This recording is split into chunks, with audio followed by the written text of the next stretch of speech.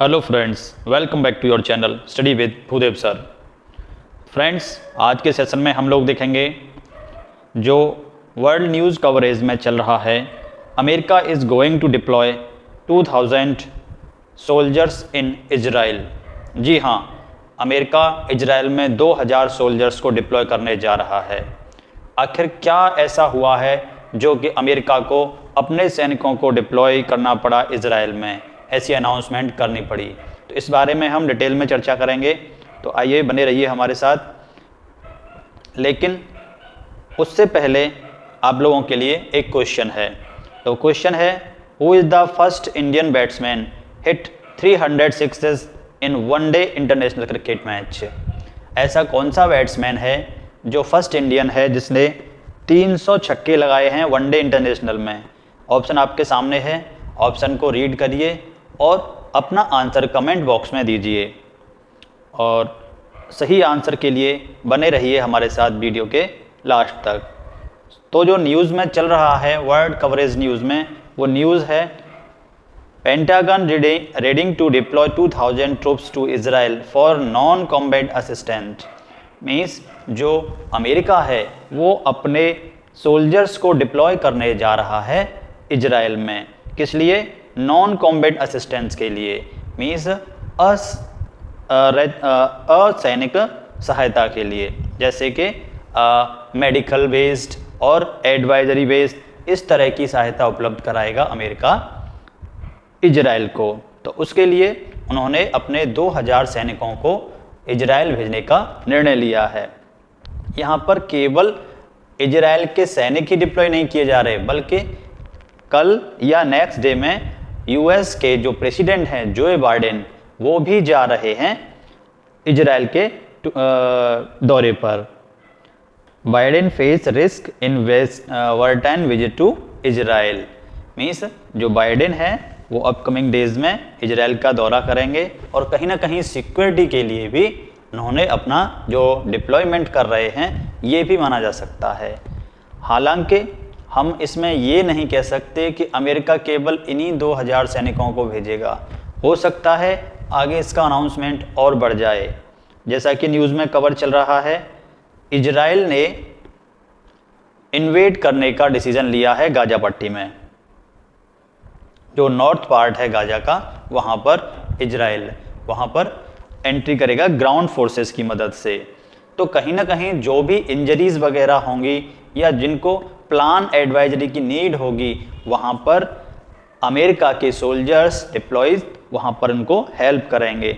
ऐसा तो नहीं है ग्राउंड फोर्स के लिए इतना आसान हो गाजा के नॉर्थ पार्ट में रिटेलिएट करना, क्योंकि जो हमास है जितना शक्तिशाली ग्राउंड पर है उतना ही शक्तिशाली वह ग्राउंड के नीचे भी है। लगभग 40,000 मिलिटेंट अभी भी गाजा के नॉर्थ पार्ट में हैं और वे जो हमास की पॉपुलेशन है, गाजा की नॉर्थ गाजा की जो पॉपुलेशन है, जनता है, उसको भी वो कुछ रोके हुए हैं कि यहाँ से मत जाइए, और उनके साथ में बहुत सारे लोग रुके हुए हैं नॉर्थ गाजा में। तो जैसा कि न्यूज़ में दिखाया जाता है, जो हमास के मिलिटेंट हैं उन्होंने अंडरग्राउंड इतनी टनल्स या इतनी सुरंगें बना रखी हैं जिसका पता किसी को भी नहीं है ये कहाँ तक है, कितनी है और क्या क्या बना रखा है। तो इजरायली सोल्जर्स के लिए इतना आसान नहीं होगा जितना कि वो ऊपर से बॉम्बिंग करते हैं आराम से एयरफोर्स के माध्यम से, लेकिन ग्राउंड फोर्सेस के लिए बहुत ही टेढ़ी खीर होगी। इसमें बहुत अधिक मात्रा में सिविलियंस का भी मारे जाने का खतरा है।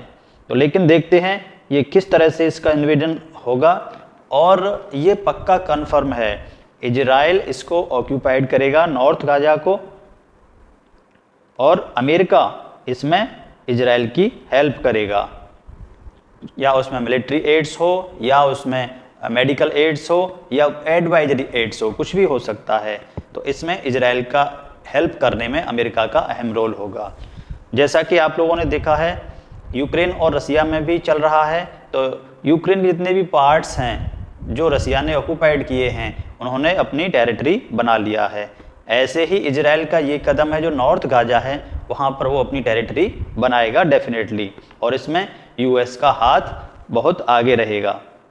हालांकि कहा जा रहा है कि यूएस प्रेसिडेंट इस वार को बिल्कुल न्यूट्रल करने की वजह से न्यूट्रल करने के लिए आ रहे हैं, लेकिन ये अब देखना होगा कि ये न्यूट्रल करेंगे या इजराइल को और प्रोत्साहित करेंगे, ये आगे देखने की विषय है। लेकिन जब इसके बारे में हमास के लड़ाकों से पूछा गया कि जो इजराइल है वो ग्राउंड फोर्सेस की मदद से गाजा में इन्वेड करने वाला है और यूएस नेवी भी वहाँ पर आ चुकी है, यूएस फोर्सेस भी वहाँ पर आ चुकी हैं और 2000 सैनिकों का और डिप्लॉयमेंट होना है, तो हमास के लड़ाकों का क्लियर जवाब था, चाहे यूएसए आ जाए, चाहे इजराइल हो या कोई और कंट्री हो, हम किसी से नहीं डरने वाले, हमें कोई नहीं डरा सकता, हम अभी भी बड़ी जवाबदारी से, बड़े साहसिक तरीके से उनका रिटेलिएट करेंगे। तो ये हमास के लड़ाकों के हौसले अभी भी बुलंद हैं, क्योंकि उन्हें पता है उन्हें ग्राउंड के नीचे कोई नहीं हरा सकता। और वास्तव में ग्राउंड के नीचे किसी को भी नहीं पता है कि हमास ने क्या डिप्लॉयमेंट कर रखा है, कितने हथियार हैं, ये देखने वाली वजह होगी। हालांकि इसके लिए इजराइल को बहुत नुकसान उठाना पड़ रहा है। इसको देखते हुए इजराइल ने यूएस से डिमांड की है $10 बिलियन इमरजेंसी मिलिट्री एड्स के लिए। ये रिपोर्ट्स में दावा किया गया है कि जो भी नुकसान हो रहा है इजराइल का, बहुत बारूद अब तक खर्च किया जा चुका है, बहुत सारे कह सकते हैं जनहानि धन हानि हो चुकी है, लेकिन इसीलिए इजराइल ने पहले से ही तैयारी बनाए रखते हुए एक लंबे युद्ध के लिए तैयार बैठा हुआ है कि अभी कहा नहीं जा सकता कि इस युद्ध में और कौन पार्टिसिपेट कर ले, और ये देखने वाली बात होगी। हालांकि मेरा अंदाज़ा है कि यह युद्ध और भी विस्तृत होने वाला है, क्योंकि लेबनान, सीरिया इसमें पार्टिसिपेट आंशिक रूप से कर रहे हैं। हालांकि लेबनान का हिजबुल्ला फुली सपोर्ट कर रहा है इस युद्ध में हमास को, तो ये देखने वाली बात होगी। हालांकि आप लोग देख रहे हैं कि जो यूएस है उसने बिलियंस ऑफ डॉलर की हेल्प करी है यूक्रेन और रसिया वार में। अब इजराइल भी उनसे डिमांड करने लग गया $10 बिलियन की। तो क्या अमेरिका इस चीज़ को एक्सेप्ट कर पाएगा? क्या वो दोनों देशों को फंडिंग कर पाएगा? जब यूएस के प्रेसिडेंट जो बाइडेन से ये सवाल पूछा गया कि क्या तुम दोनों देशों को फंडिंग कर पाओगे, तो उनका एक प्राउड ईगोइस्टिक आंसर था, Biden, we are US for God sake, why not, we can do. बिल्कुल हम दोनों देशों को हेल्प कर सकते हैं, फंडिंग कर सकते हैं, क्योंकि हम यूएस हैं। और in the history of the world we are the powerful nation, most powerful nation of the world. उसने ऐसा कहा एक ईगो में। अब ये इनका घमंड था या इनका कॉन्फिडेंस था, ये आगे देखने वाली बात होगी कि ये किस तरह से दोनों कंट्रीज़ को फंडिंग करते हैं और फंडिंग करने का क्या बेनिफिट इनको मिलने वाला है। हालांकि सभी लोग अमेरिका की नीति से परिचित हैं कि अमेरिका एक बिजनेसमैन कंट्री है। जब बाइडेन ने रिप्लाई किया तो उनके आंसर को सेटिस्फाई करने के लिए जो यूएस की फाइनेंस सेक्रेटरी हैं जेनेट येलन, उन्होंने भी यह बोल दिया, हाँ बिल्कुल अमेरिका सक्षम है उनको फंडिंग करने के लिए। दो वार की लड़ाई, 2 वार चल रही हैं, 2 बैटल चल रही हैं, पूरी तरह से यूएस सक्षम है दोनों को फंडिंग करने के लिए। अमेरिका में इसी चीज़ को देखते हुए एक मीम्स वायरल हो रहा है। तो वो मीम्स क्या है? I do not stand with Russia, I do not stand with Ukraine, I do not stand with NATO and I do not stand with UN, I stand with the military industrial complex of USA. यानी America जिसकी भी help कर रहा है उसमें उसकी जो defence industry की कॉम्प्लेक्स है उसको बूस्ट मिल रहा है। आप लोग देख सकते हैं जहां भी विश्व में युद्ध चल रहा है या युद्ध होने की संभावना है, एक पार्टी का पक्ष अमेरिका के द्वारा लिया गया है, क्योंकि उन्हें किसी का सपोर्ट नहीं करना है, उन्हें मतलब है अपनी डिफेंस इंडस्ट्री को डेवलप करने का, उन्हें अधिक से अधिक लाभ कमाने का मौका देने का। आप चाहे देख लो चीन ताइवान हो, वो ताइवान का सपोर्ट कर रहा है, रसिया यूक्रेन हो, यूक्रेन का सपोर्ट कर रहा है, चाहे अभी जो हाल का युद्ध हमास और इजराइल का हो उसमें इजराइल को सपोर्ट कर रहा है। कहीं ना कहीं वह इन देशों को अपने डिफेंस सप्लाई दे रहा है, जिससे कि वहाँ की जो डिफेंस इंडस्ट्री है बहुत बूम पर आ गई है। उसी इंडस्ट्री को देखते हुए कुछ लोग बोलते हैं US defence stock jump while Israel linked stock fall globally. Means जो हमास और इजराइल के बीच में युद्ध हुआ है, इससे जो यूएस के डिफेंस स्टॉक्स हैं वो जंप कर गए हैं, हाई पहुंच गए हैं, जबकि ग्लोबल रूप से इजराइल के स्टॉक डाउन हो गए थे। मीन्स कुछ लोगों का कहना है कि अगर हम यूएस के डिफेंस स्टॉक में अपना पैसा लगाते थे तो आज हम बहुत प्रॉफिट कमा सकते थे, ऐसा लोगों का कहना है। और वास्तव में ये सही है। यूएस की जो डिफेंस इंडस्ट्री है उसके शेयर्स हैं बहुत बूम पर आ चुके हैं, क्योंकि जहाँ जहाँ लड़ाई होगी वहाँ वहाँ यूएस सप्लाई करेगा, फंडिंग करेगा और बेनिफिट्स होगा केवल यूएसएस को। अभी तो हाल में इसका बेनिफिट यूएस उठा रहा है और बिलियंस ऑफ डॉलर वो दूसरे देशों को दे रहा है। तो बिलियंस ऑफ डॉलर देने का मतलब है करेंसी का प्रिंट करना। तो आप लोग जानते हैं इकोनॉमिक्स में करेंसी को बैलेंस करना भी बहुत ज़रूरी है। अगर ज़्यादा मात्रा में करेंसी का प्रिंट होगा तो करेंसी की वैल्यू मार्केट में डाउन हो जाएगी और इन्फ्लेशन रेट बढ़ जाएगी। तो ये आगामी फ्यूचर में होने की पॉसिबिलिटी बिल्कुल है।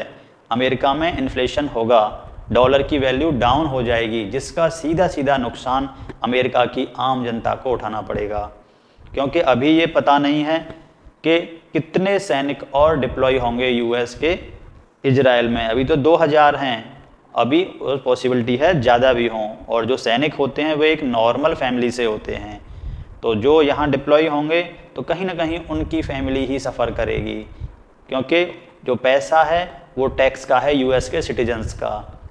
जितना ज़्यादा फंडिंग होगी, उतना ज़्यादा प्रिंट किया जाएगा करेंसी, उतनी ही डॉलर की वैल्यू डाउन होगी। जितना अर्निंग कर रहे हैं उसकी वैल्यू उतनी ही डाउन होगी। तो इस तरह से कहीं ना कहीं फ्यूचर में अमेरिका के जो नॉर्मल सिटीजन्स हैं उनको घाटा उठाना पड़ेगा इन चीज़ों से।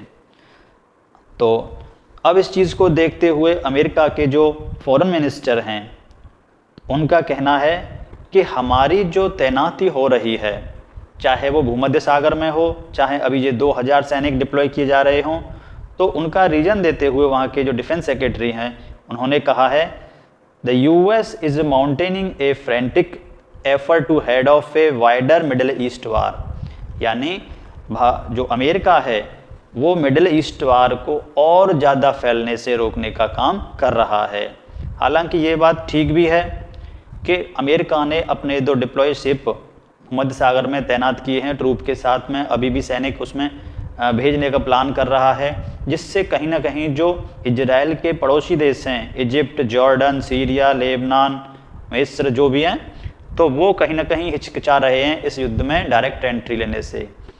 अन्यथा अब तक जो दशकों पहले इंसिडेंट हुआ था, वार हुआ था अमेरिका पर, इन सभी मुल्कों ने अटैक किया, इजराइल पर इन सभी कंट्रीज़ ने एक साथ मिलकर अटैक किया था, तो वो अगेन हो सकता था। लेकिन हो सकता है अमेरिका के बहस से, अमेरिका के इंटरवेंस के बहस से उन्होंने अपने कदम रोक रखे हों। और एक चीज़ ये भी हो सकता है कि हो सकता है इजराइल अमेरिका के दम पर ही हमास को इन्वेड करने की कोशिश कर रहा है, जो गाजा पट्टी है उसको ऑक्यूपाइड करने की कोशिश कर रहा है। अब ये डिपेंड करता है समझ पर, आपका क्या प्रोस्पेक्ट है इस बारे में, ये डिपेंड करता है।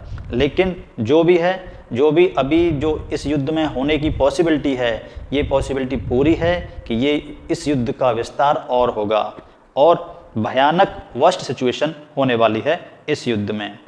तो अब देखेंगे क्या कंडीशन हो सकती है। तो ऐसी ही न्यूज़ के लिए आप लोग बने रहिए हमारे साथ और आते हैं अपने क्वेश्चंस के आंसर पर। Who is the first Indian batsman hit 300 sixes in one day international? तो इसका करेक्ट आंसर है रोहित शर्मा। तो रोहित शर्मा ने 306 बनाए हैं, 306 लगाए हैं वनडे इंटरनेशनल में, और ऐसा करने वाले पहले भारतीय हैं। तो इस तरह से ये था इसका आंसर। ऐसी ही न्यूज़ के लिए बने रहिए हमारे साथ, तब तक के लिए धन्यवाद।